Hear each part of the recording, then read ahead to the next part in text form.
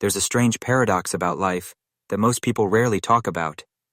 We live in a world that celebrates connection. Everywhere you look, there's an invitation to share, to post, to interact, to be noticed. Yet quietly, beneath all that noise, more and more people are feeling the pull of something entirely different. The urge to step back, the need to withdraw, the simple longing to be alone. And maybe that's you. Maybe you felt it, that ache for silence, that craving for a space where no one wants anything from you. No one is watching. No one is expecting. Just you, existing without interruption. At first, it might seem selfish, maybe even wrong. But what if I told you that this desire to be alone isn't just natural? It might actually be necessary. You see, for most of my life, I believed that being social was the only way to thrive. Teachers would say, be more outgoing. Friends would say, don't stay home too often. Society whispers the same thing. If you're not constantly connected, constantly available, constantly sharing, you're missing out. But then I started noticing something. Some of the clearest moments of understanding I've ever experienced didn't happen in a crowd. They happened in solitude. They happened in stillness. And it made me wonder, why do so many of us crave time alone, yet feel almost guilty for wanting it? Psychologists call this the paradox of solitude. On one hand, humans are social beings. We survive and evolve by bonding with others. But on the other hand, our minds are designed to process, to reflect, to restore, and that requires moments of disconnection. Research shows that people who intentionally spend time alone often report higher creativity, stronger self-awareness, and greater emotional resilience. Yet here's where it gets interesting. When solitude is forced, like isolation or loneliness, it can feel painful. But when solitude is chosen, when it's desired, it transforms. It becomes a source of strength. That's the secret most people overlook. The desire to be alone isn't about rejecting the world. It's about finding a way to return to it whole. And that raises a deeper question. Why do we feel this pull towards solitude in the first place? Why does silence call to us the way music does? Think about it. Your mind is processing information all day long. Conversations, messages, notifications, ads, subtle glances, endless scrolling. Each moment adds another layer of noise. Alone time isn't an escape. It's the mind's natural way of recalibrating. It's a cleansing, a quiet sorting process that allows meaning to rise to the surface. Without solitude, it's like trying to hear a whisper in a storm. But with solitude, that whisper, the one from within, becomes clear. Still, so many people confuse solitude with loneliness, but they are not the same. Loneliness is an emptiness that aches to be filled. Solitude is a fullness that doesn't need to be. Loneliness feels like being locked out of the world. Solitude feels like being invited into yourself. That difference changes everything. And yet, few people can put it into words because our culture glorifies constant interaction. But let me ask you, when was the last time you were truly alone? No screen, no background noise, no distraction. For some, it's been weeks, maybe months, maybe even years. And that's where the longing comes from. Because deep down, your mind knows. It knows you need a place to breathe, without performance, without expectation. Here's something fascinating I came across while studying this. Throughout history, some of the greatest minds and artists have intentionally sought solitude. Writers like Virginia Woolf and Henry David Thoreau spoke of it as essential. Philosophers like Nietzsche and Kierkegaard lived by it, and even modern science agrees. Researchers at the University of Virginia ran a study where people were asked to sit alone in a room with their thoughts for just 15 minutes. Do you know what happened? Most said it was uncomfortable. Some even chose to give themselves small electric shocks rather than sit quietly with their minds. Think about that. We've become so overstimulated that silence feels unbearable, yet silence is exactly what we're starving for. The desire to be alone isn't weakness, it's medicine. But here's where it gets even more interesting. If solitude is so nourishing, why do so many people resist it? Why does being alone sometimes feel threatening? The answer lies in what psychologists call the mirror of solitude. When you're alone with no distractions, there's nowhere to hide from yourself. Your fears, your doubts, your unhealed memories, they all rise to the surface. And that can be frightening. So we fill the silence with noise. We scroll, we text, we stay busy, because deep down, we're afraid of what the quiet might reveal. But here's the paradox. Only by facing that silence do we find clarity. Only by walking through the discomfort of being alone do we discover the insights that change us. That's why so many creators, thinkers, and visionaries lean into solitude. Not because it's easy, but because it's where transformation begins. Now, let me open a loop here, because you might be wondering, if solitude is so powerful, how much alone time is actually healthy? Can too much solitude backfire? We'll get to that. But first, let's go deeper into the emotional side. Because this desire to be alone often shows up in moments of overwhelm. Have you noticed it? You get invited to another event, another group chat, another meeting, and something inside you quietly says, I can't right now. I just need space. That isn't laziness. That's your nervous system asking for balance. Social interaction is stimulating, even when it's positive. Alone time is the counterbalance, the exhale after the inhale. Think of it like this. Imagine a painter working endlessly on a canvas. Every brushstroke matters. But if the painter never steps back, never takes a moment to view the whole picture, they risk losing perspective. Solitude is that step back. It allows you to see your life with distance, to notice patterns, to spot connections, to adjust.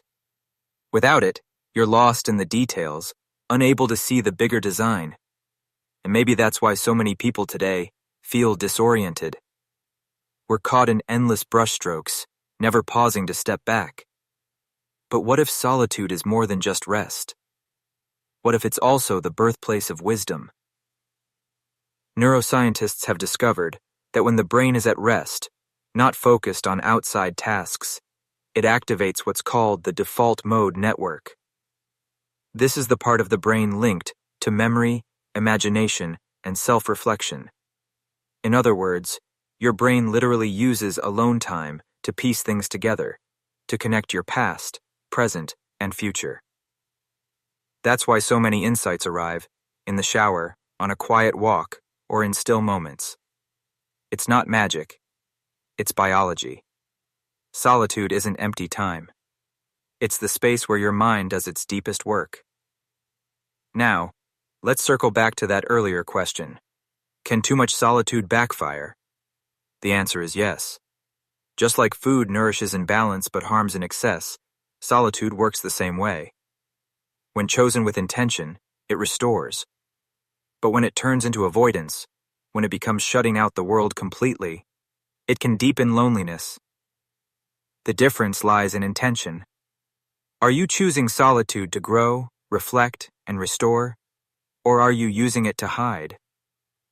That distinction is subtle, but vital. And it's why the desire to be alone is not something to fear. It's something to explore. What is it pointing you toward? What is it asking you to face?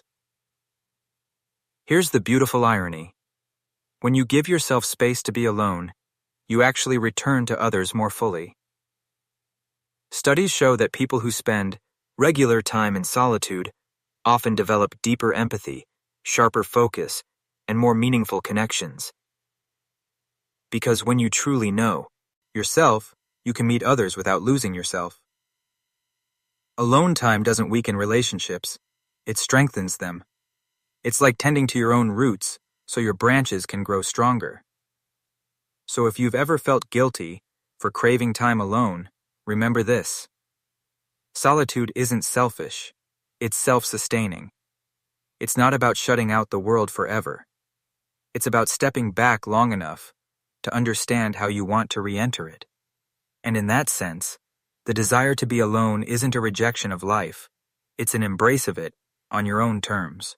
But maybe you're wondering, if solitude is so powerful, why do so many people struggle to claim it? Why is it that the moment we try to step back, the world rushes in with interruptions, with guilt, with the endless pressure of should? Part of the reason is cultural. We've been conditioned to measure our worth by visibility, by interaction, by productivity. Time spent alone doesn't show up on anyone's radar. It doesn't earn applause. It doesn't get likes. It doesn't prove anything on the outside. And yet, it's the invisible foundation beneath everything visible, like the roots of a tree, unseen but absolutely essential. Without them, nothing above the surface can thrive. And this is where the desire to be alone holds a quiet wisdom. It's your inner compass saying, slow down, step back, listen. At first, it's easy to ignore. We drown it out with noise, distractions, and the never-ending treadmill of obligations. But the more you suppress it, the louder it becomes, until one day, you find yourself longing not for another achievement, not for another conversation, but simply for an hour of silence. That longing isn't weakness. It's your mind asking for oxygen. Think about how much of your day is shaped by others. From the moment you wake up, your phone lights up with notifications, voices of friends, coworkers, ads, headlines, all flooding in. Even your own thoughts are often reactions to someone else's expectations. Solitude interrupts that pattern. It's the only place where you can hear a thought that is entirely your own. And that's why it's so necessary, because without it, you risk becoming an echo of everyone else. Alone time is where you rediscover your voice. But solitude goes even deeper than that. It teaches us presence. In company, we perform. We adjust our tone, our words, our posture, based on what others might think. But alone, there's no perform. You simply exist. And that's when a strange honesty emerges. Solitude is like a mirror that cannot be tricked. It shows you who you are when no one is watching. That's not always comfortable, but it's always true. And in a world full of masks, that kind of truth is rare. Here's something fascinating. Neuroscientists have found that solitude activates the same brain regions involved in self-regulation. In other words, spending time alone actually strengthens your ability to manage emotions, focus, and resist impulses. It's like a workout for the mind. And at the same time, poets and mystics across centuries have described solitude as a spiritual practice, a way to connect with something larger than yourself.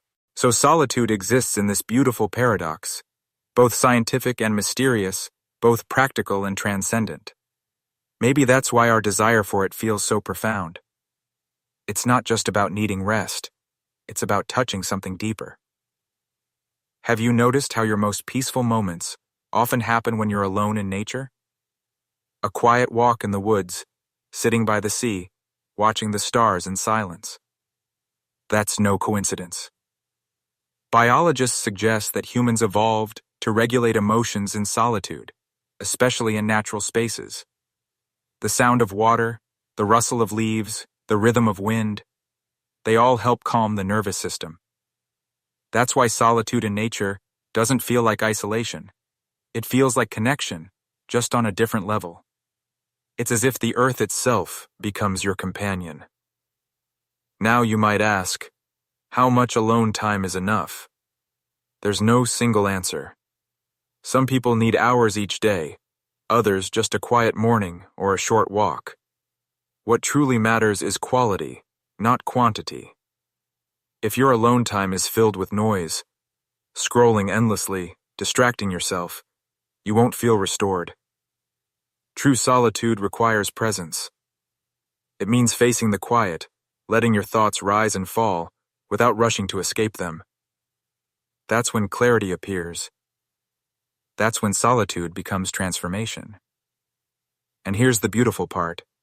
Solitude not only changes how you see yourself, it changes how you see others. When you've spent time alone, you return to relationships differently. More grounded, less reactive, less dependent, less entangled. You no longer seek others to fill your emptiness. You connect from a place of fullness. That changes everything. It makes love freer, friendship deeper, conversations more real. Because you're no longer using people as distractions. You're meeting them as equals. Of course, solitude isn't always easy. Sometimes it brings up memories you'd rather forget, emotions you've buried, questions without clear answers. But maybe that's part of its gift, because those moments show you what still needs healing. Solitude shines a light on the parts of us waiting to be seen, and though that can be uncomfortable, it's also profoundly human. To face yourself is to begin the work of becoming whole. Imagine your life as a vast library. Each day adds new books, new voices, new stories. Without solitude, the shelves grow cluttered, chaotic. But solitude is like the quiet librarian who gently restores order, placing each experience where it belongs, clearing space for what truly matters. That's why time alone feels so clarifying. It's the reorganization of your inner world. And yet, here's the paradox. Even as we crave solitude, we fear being misunderstood for it. How many times have you said, "Sorry, I just need time to myself," and then felt the need to justify it? In a culture that glorifies busy, solitude is often mistaken for being antisocial, lazy, or detached. But maybe it's the opposite. Maybe those who honor their need for solitude are the ones who return with the most to give, because they've taken the time to listen first. So let's return to where we began, the desire to be alone. What is it really? At its core, it's the soul's request for alignment. It's your psyche's way of saying, "I need space to find my rhythm again." It's not a rejection of others. It's preparation for deeper connection. Because when you meet yourself fully, you can meet others more fully too. And here's the final twist. The desire to be alone isn't only about you. It's about touching something beyond yourself. In solitude, many people describe a sense of vastness, of being part of something greater. Call it nature, consciousness, or the universe. Whatever name you give it, solitude is often the doorway. That's why monks and mystics through centuries sought silence, not as escape, but as arrival. To step into the quiet is to step into the infinite. So the next time you feel that pull, that gentle ache for solitude, don't dismiss it. Don't rush to fill it with noise. Honor it. Because in that stillness lies the clarity you've been searching for. In that silence lies the wisdom no crowd can offer. And in that quiet lies the most important relationship you'll ever have, the one with yourself. The desire to be alone is not a flaw. It's a form of intelligence, a form of care, a form of love. Love for the self that needs tending. Love for the world that deserves your full presence. Love for life itself, in all its depth and mystery.